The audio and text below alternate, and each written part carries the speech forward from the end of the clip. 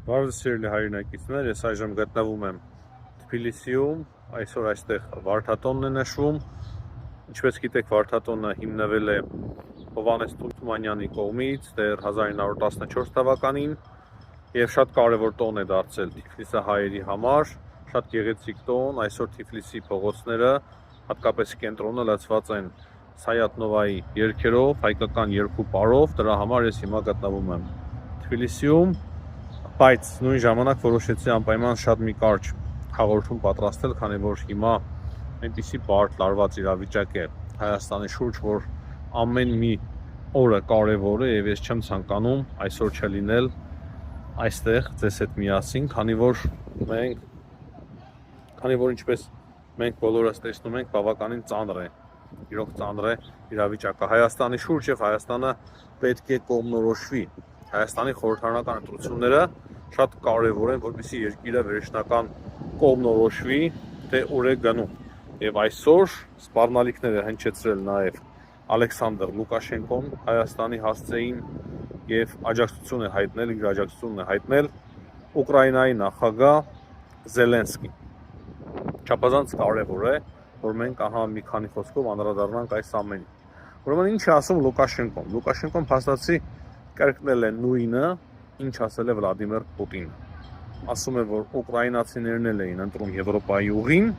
եւ մենք տեսանք, թե ինչ պատահեց իրենց հետ։ Դրա համար մենք կհարկենք, ասում է հայ ժողովրդի ընտրությունը, բայց իրենք չափազանց զգույշ պետք է լինեն, որպեսզի հաջորդ Ուկրաինա չդառնա Հայաստան։ Սա շատ լուրջ սպառնալիքների շարունակություն է եւ Լուկաշենկոն չէր ասի այդ ամենը առանց նրա, որ այդ հարցը քննարկած չլիներ Վլադիմիր Պուտինի հետ եւ ես գրեթե համոզված եմ, որ Վլադիմիր Պուտինը կոչ է արել Լուկաշենկոին նույն սպառնալիքները հնչեցնել եւ դրա համար Լուկաշենկոն փաստացի նույն սպառնալիքներն է հնչեցնում Հայաստանի հասցեին։ Նա ասում է այն, որ եվրոպական առաջնորդները, որոնք որ եկան Երևան, ոչինչ չխոստացան Հայաստանին, հիմա շարունակում է փաստացի կամովի նուժնին, հիմա ասում է, որ իրենք որ եկան Հայաստան, ձեզ ոչինչ չխոստացան, այլ հակառակը Ռուսաստանի հասցեին շատ սուր, շատ վատ հայտարարություններ արեցին եւ դրա համար ըստ իր պատկերացման շատ լուրջ հետևանքներ կարող ունենա Հայաստանի կողմնորոշումը։ Բայց մենք շատ լավ հասկանում ենք, որ սրանք դատարկ սպառնալիքներ են, որպեսզի հայ ժողովուրդը ընտրությունների ժամանակ ընտրի պրոռուսական էլ չասեն, կոնկրետ Ռուսաստանին աջակցող, Ռուսաստանից ուղարկված թեկնածուների։ Դրա համար մենք բոլորս միասին, սիրելի հայրենակիցներ, պետք է անենք ամեն ինչ, որպեսզի Հայաստանը ընտրի անկախության եւ ինքնիշխանության ուղին, այսինքն շարունակի անկախության եւ ինքնիշխանության ուղին։ Սա շատ լուրջ վտանգ է հիմա Հայաստանի համար, ինչ անում է Ռուսաստանի Դաշնությունը, Բելարուսը, եւ մենք կարող ենք այդ վտանգը միասին, բոլորս միասին հաղթահարել, եթե անենք ճիշտ ընտրություն։ Ես կրկին մնում եմ համոզված, որ ընտրություններից հետո Ռուսաստանը կփորձի եւ պետք է փորձի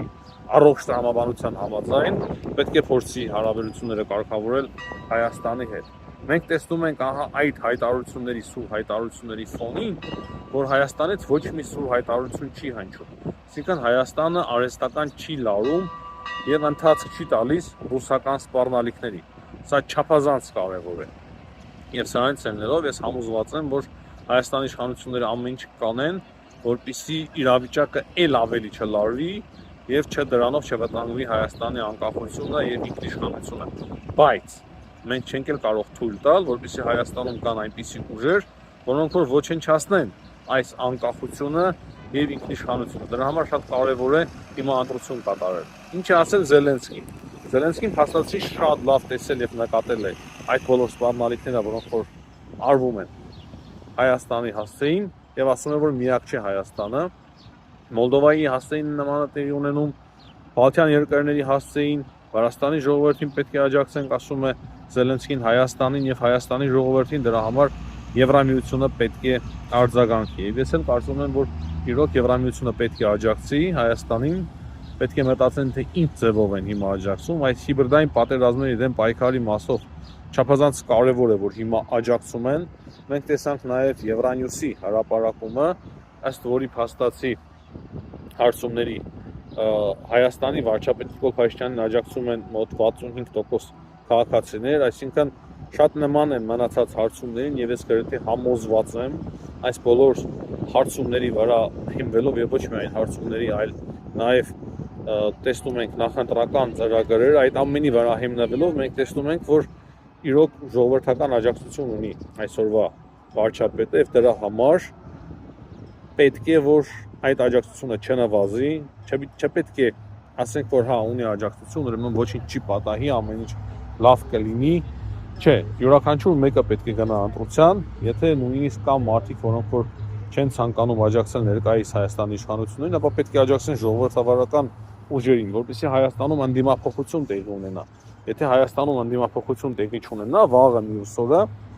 5 տարի անց կրկին վտանգներ կառաջանան, որ իշխանության կան այդ ռուսական ուժերը, Ռուսաստանի շահը սպասարկող ուժերը։ Նույնիսկ 5 տարի էլ չանցած կարող է փորձեն հեղաշրջում իրականացնել։ Դա չի նշանակում, որ հիմա չեն փորձելու, բայց մենք պետք է մտածենք ինչպես այսօրվա օրվա մասին, որը որ ամենակարևորն է, բայց նաև պետք է մտածենք վաղվա օրվա մասին, որը որ պակաս կարևոր չէ։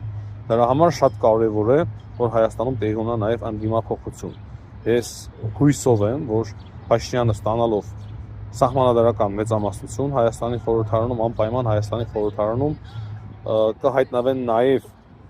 այլ ժողովրդավարական կուսակցություններ ուժեր։ Դրանցից մի քանիսի անուն ես արդեն հնչեցրել եմ,